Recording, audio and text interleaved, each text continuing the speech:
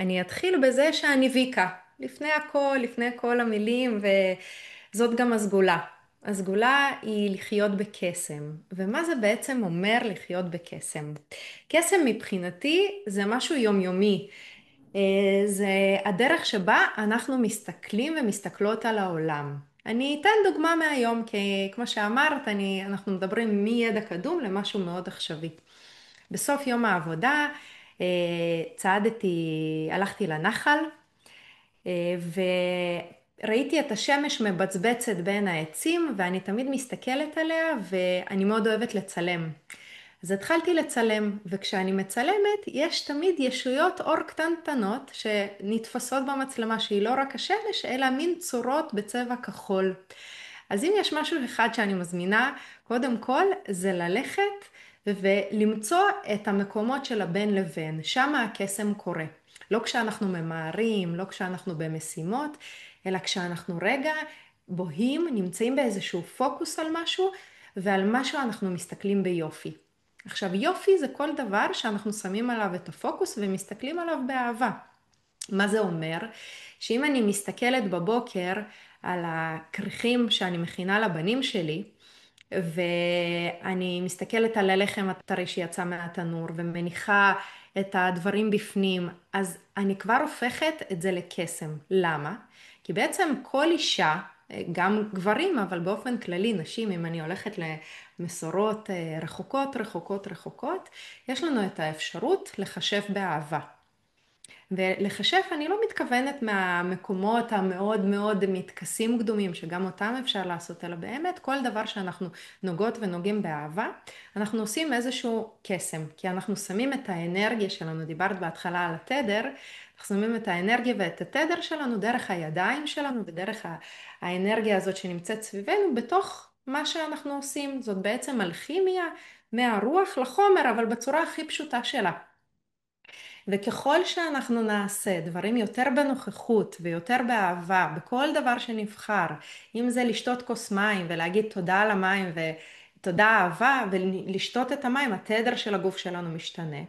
אנחנו מרגישים אחרת וגם המים כמובן משנים את התדר שלהם ונכנסים לגוף אחרת ונספגים בצורה שונה. אז מה זה הקסם הזה חוץ מהאור? אני הולכת לנחל ואני פתאום רואה מישהו שמנגן בפנטם. והוא ניגן מאוד מאוד יפה, ואמרתי לו שהוא ממש מנגן, רואים שהרוח עוברת דרך הידיים שלו ומוציאה מוזיקה, ומסתבר שבדיוק לפני שבוע, איכשהו הגענו דרך שיחות, הוא היה איתי באותה חתונה. אני הייתי עם האיש שלי, הוא היה עם האישה שלו, ובמקרה היינו באותה חתונה של אישה שאנחנו מאוד אוהבים. זה קסם.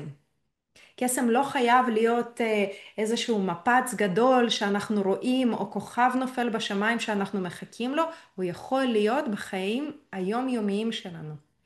עכשיו, אם אנחנו גם ניקח את הילדים שלנו, וניתן להם את האפשרות להמשיך להאמין בקסם, זו הדרך שהם יחיו את החיים שלהם. וזו דרך של אהבה, וזו דרך של התרגשות, וזו דרך של נוכחות. אנחנו לא צריכים לעשות שום דבר שונה במשימות שלנו, בדברים שאנחנו עובדים בהם, או בקשר, אלא להיות כל הזמן בנקודות של הבין לבין. לעצור, לבדוק על מה אני מסתכלת, על מה אני מסתכל. לשאול, כמו שהתחלת, לעצום רגע עיניים, לקחת נשימה, לשאול איך אני מרגישה עכשיו, איך אני מרגיש עכשיו, ומאותו רגע אנחנו יכולים לשנות את כל החיים, או להמשיך בדיוק אותו דבר, כי הבנו שנהדר לנו בגוף, או לשנות ולהחליט, כי כל בחירה לוקחת אותנו למסלול שונה לגמרי. וזה חלק מהקסם שקיים. עכשיו, ככל שאנחנו נרגיש יותר קסם, החוק הראשון של הכישוף זה יש מושך יש. אם אנחנו נסתכל על כל דבר קסם, אנחנו נקבל עוד קסמים בחיים. אוקיי? כי אנחנו שמים על זה את התשומת לב, ולכן אנחנו נמשוך עוד קסם לחיים שלנו, ואז עוד יותר קסמים יתגלו ביום יום שלנו. היום כשאני מתהלכת בעולם, אני רואה בכל דבר קסם. זה יכול להיות בטל הראשון על הבוקר בדשא, וזה יכול להיות שאיך השמש נכנסת דרך העצים, וזה יכול להיות הנשיקה של הבן שלי בבוקר לפני שהוא הולך לגן, לפעמים סתם כי בא לו ולפעמים כי הוא רוצה משהו מתוק לפני הגן, אבל השאלה איך אני אתייחס לנשיקה הזאת. ואם אני אתייחס אליה כקסם, אז עוד קסם יגיע. ואני חושבת שזאת סגולה שעם השנים אנחנו ככה מזניחים אותה, כי בתור ילדים הכל נראה לנו קסם. הציור נראה לנו קסם והשמיים נראים לנו קסם, אבל אם אנחנו נרים את העיניים ונביט בעננים, ואנחנו נתחיל לחפש יצורים בעננים, אז אנחנו נמשיך לחוות את הקסם הזה.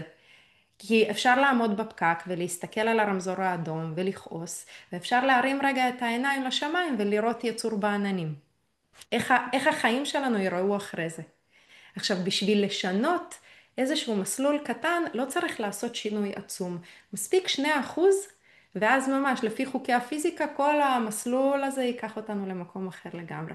כל דבר זו בחירה, בכל דבר יש רצון חופשי. אני בוחרת בקסם כדי להמשיך את המסלול הזה